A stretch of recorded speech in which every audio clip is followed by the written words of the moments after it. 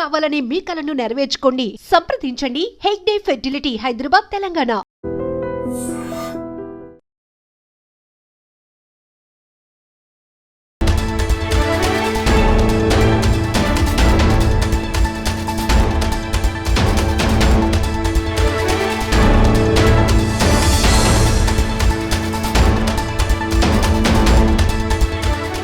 ఒక wedding card social మీడియాలో తెగ వైరల్ అయింది.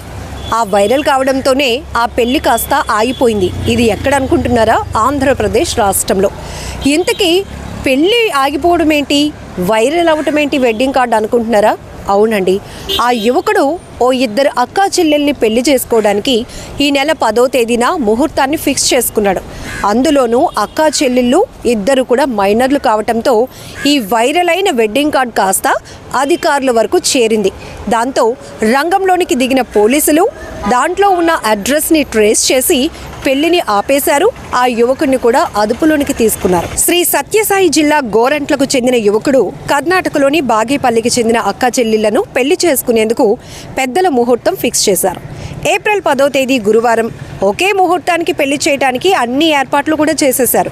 ఈ క్రమంలోనే వెడ్డింగ్ కార్డ్ సోషల్ మీడియాలో వైరల్ అయింది. ఇద్దరు అమ్మాయిలు మైనర్లని తెలియటంతో ఐసిడిఎస్ అధికారులు రంగంలోనికి దిగారు. వెంటనే విచారణ చేపట్టారు. పోలీసులు కూడా ఈ వ్యవహారంపై ఆరా తీశారు.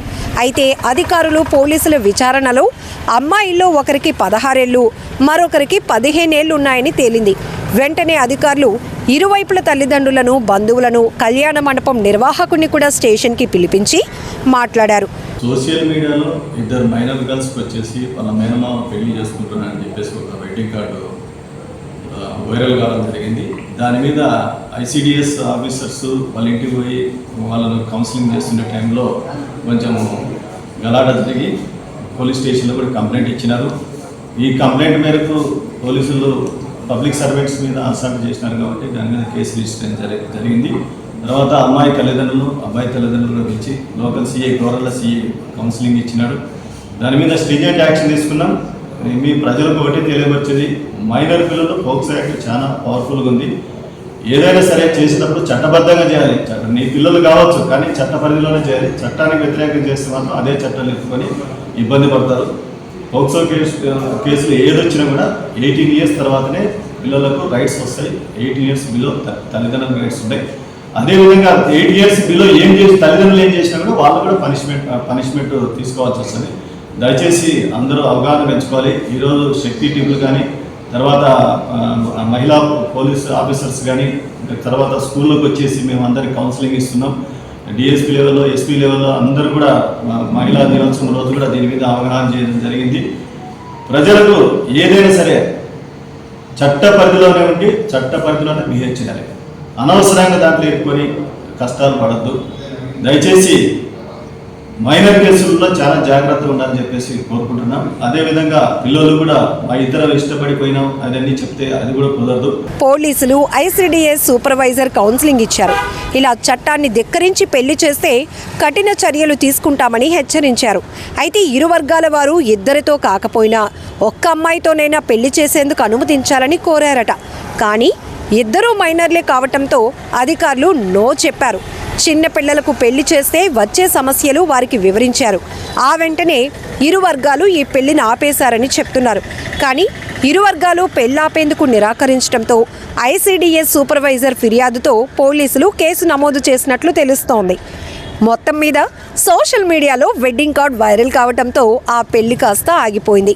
ఇప్పుడు ఈ వార్త కూడా సోషల్ మీడియాలో తెగ చక్కర్లు కొడుతుందండోయ్. నా పేరు రజిత, ఐసిడిఎస్ సూపర్వైజర్. ఈరోజు వాట్సాప్లో ఒకటి వైరల్ అవుతుందని నా దృష్టికి వచ్చింది. మా పై అధికారులు కూడా నాకు ఇంటిమేషన్ ఇచ్చారు దాన్ని ఫాలోఅప్ చేయమని. అక్కడికి వెళ్ళి చూస్తే అక్కడ ఎంక్వైరీ చేశాం. మా ఇంటి దగ్గరికి నా సీఎం పోస్ట్ అంటే మన గ్రామవాడి సచివాలయం వాళ్ళ టీం కూడా తీసుకెళ్ళాను. నాతో పాటు తీసుకెళ్తే అక్కడ తెలిసిన విషయం ఏంటంటే అమ్మాయిలు ఇద్దరు మైనర్లు అని తెలిసింది. వాళ్ళని కౌన్సిలింగ్ ఇచ్చాము. మ్యారేజ్ చేయకూడదు, ఆపేయండి అని కౌన్సిలింగ్ చేశాము. అంతవరకు కౌన్సిలింగ్ చేసాము. వాళ్ళు ఓకే లేదు మేడం చేస్తాము అంటే, లేదండి మీకు ఇష్యూ అవుతుంది మ్యారేజ్ చేస్తే అని తెలియజెప్పినాము. ప్రజెంట్ అయితే వాళ్ళకి కౌన్సిలింగ్ చేసాము. వాళ్ళు నచ్చ చెప్పడానికి ట్రై చేస్తున్నాము. వాళ్ళు ఒప్పుకోని పరిస్థితుల్లో దీన్ని ఎఫ్ఐఆర్ చేయించడానికి అంటే పోలీసులకి ఫిర్యాదు చేయడానికి సిద్ధంగా ఉన్నాయి.